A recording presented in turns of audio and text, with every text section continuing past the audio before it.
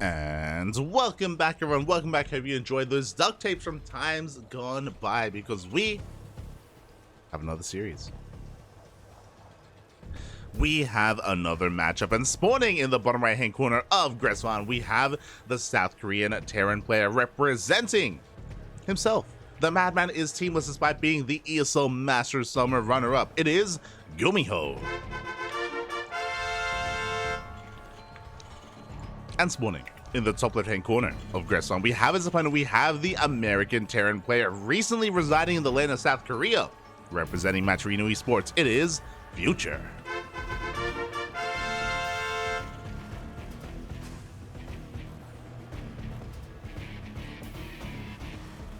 Sorry, I'm just quickly setting up the casting tool. Things escalated very quickly. And I had very little time to set things up. But all is well, all is good. We are here in the ace match, and for some context, the winner of this series advances on to face Hero in the quarterfinals. Oh boy. So thankfully, we're kind of, going down the same narrative, we're going down the same story. And it is all connecting, it is all making sense. Feels good, man. Feels good. Whew. And here we go. Alright, so I guess for some more context as well, Future, of course, recently did move to Korea. He did fly over, I want to say, 4 or 5 weeks ago at this point. I want to say 4 weeks. 4 weeks at this point. So Future has been in Korea for quite some time, and he has been getting some damn good results. It's been crazy how fast and how quickly he has risen through the ranks, and in a lot of these online tournaments, he has been popping off, whether it's the Africa TV Champions Cup qualifiers, whether it's the KSL, ESL Open Cup Asia, even ESL Open Cup Americas. Future has been, really surprising a lot of us. He's even been beating Estrella as well. Estrella, who is the most recent NA champion, the recent regional champion for the North Americas, or for the Americas. So yeah, Future has been really surprising us. Yesterday we were lucky enough to cast him, and he took down both DRG and Ragnarok in the Africa Champions Cup, and he even looked good against Björn as well in a TvT. So we'll see what he can bring to the table. As for the time being, we do have some pretty similar openers. I say similar. GuMiho does delay his CC on the low ground to go into a faster factory, into that faster starport. The first Reaper makes it across the map. The SCV is going to be taken out. Is going to get taken out in the end. I love it. Both players have their CCs delayed because of the Reaper harass. Future able to delay the CC of GuMiho. Likewise, GuMiho able to delay the CC of Future. But we are getting everything back underway for the most part. We have mirrored builds. Both players are working towards the starports at the same time. Should be seeing an add-on swap as well. Future going towards... Oh, interesting. So Future is heading towards an add-on swap, I believe. No, okay, we are going for a Cyclone and a Medevac for a drop. Likewise, so is GuMiho. Mirrored builds once again. Future, his CC gets delayed, and can he delay the CC of Future? He cannot. He gets here 1 second too late. The base will finish. He's trying to dive on top of this Cyclone, and is he gonna get it? Up! Up! Up! And he looks like he barely will. The Cyclone goes down. A very high value target. We also scout the medevac drop as well.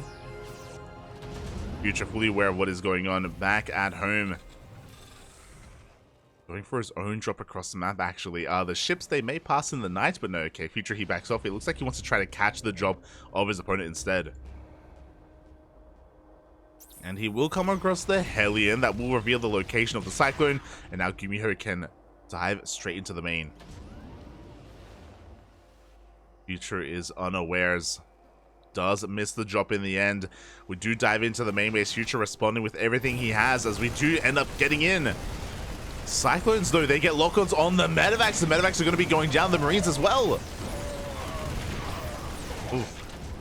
The Marines do fall at the same time. We do have GuMiho harassing here at the natural base, and Future, he's losing so many SCVs.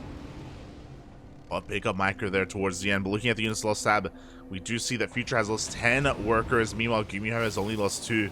Now, you could argue GuMiho has been throwing away a lot of units. He threw away his Cyclones, he threw away his medevacs. Who is it? No! so steadfast. Not like, okay, we're back. Okay. We are back. Hopefully, hopefully our fellow English caster is able to maintain control of their connection to BattleNet. Fingers crossed.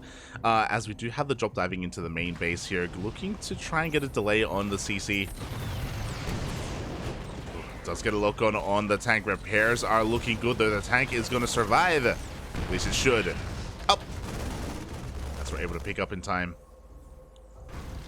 Meanwhile, Future, he dives towards that natural base. The boys are being pulled.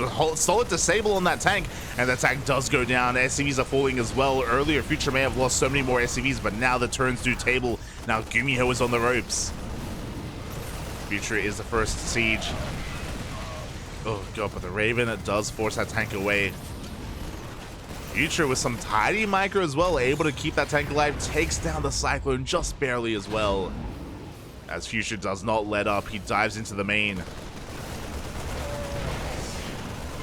Oof. And it looks like maybe Future has overextended, as he's going to be losing his tank, he loses his Marines as well, and he will be forced back. We do get another lock-on on the tank. The repairs, are they good enough? It looks like they are not. The tank goes down. Future just squeezing so much value out of these units, having such good control. Oh god, but he loses another Cyclone.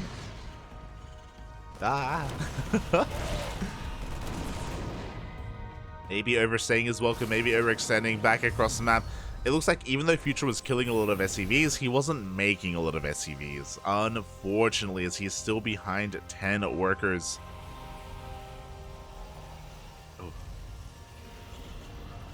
Losing another 9 SCVs in the midst of all of that, and yeah, as a result, GuMiho is still in a good position. He's able to land his third base on location. Looking at the units tab as well, we are even in tanks.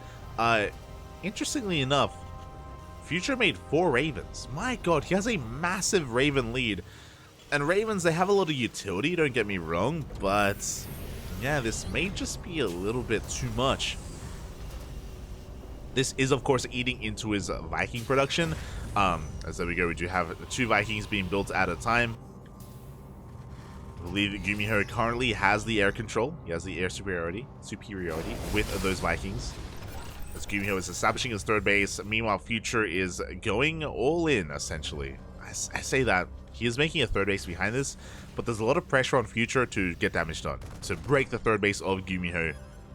To take down these tanks. There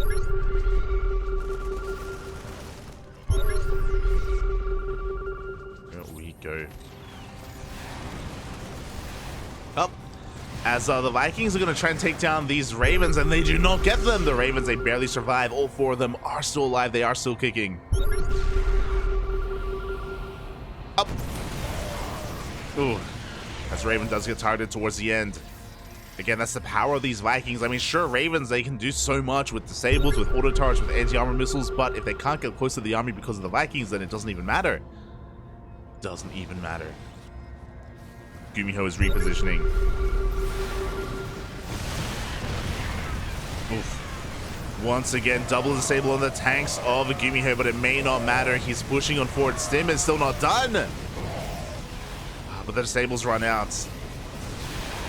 GuMiho is pushing on through. He's got the higher Viking counts. He has the tank count on the ground as well. Oof. We can see Future trying to force his way through. And he's going to get another Raven at least. Does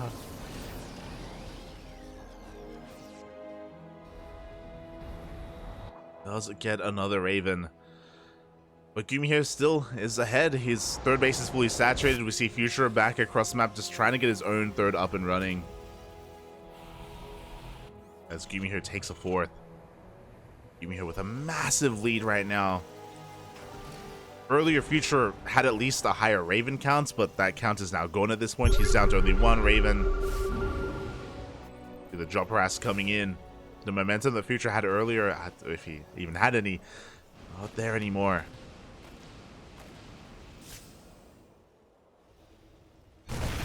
Oh, and there it is. GG gets called as soon as the drop comes in, and GuMiho will take the series 2-1, eliminating Future from the tournament. GG, well played. GG, and yeah, very well done there by GuMiho. But a shout out to Future because as we just let him know this happened. But a shout out to Future because he did of course fight quite hard here. There were even moments where he was looking good. Oh, I should update this. Okay. There were even moments where he was looking good. Where he was looking good against GuMiho, where he was able to out-control him at times and even squeeze out some more damage, but unfortunately he was just in a really dire economic position, and that did slow him down overall. That just forced him to be even more aggressive than maybe he wanted to, and yeah, as a result, GuMiho was able to take it out in the end. GG, well played. Again, no shame in falling to GuMiho. I mean, he is the ESL Masters runner-up for a reason. He is one of the best players in the world.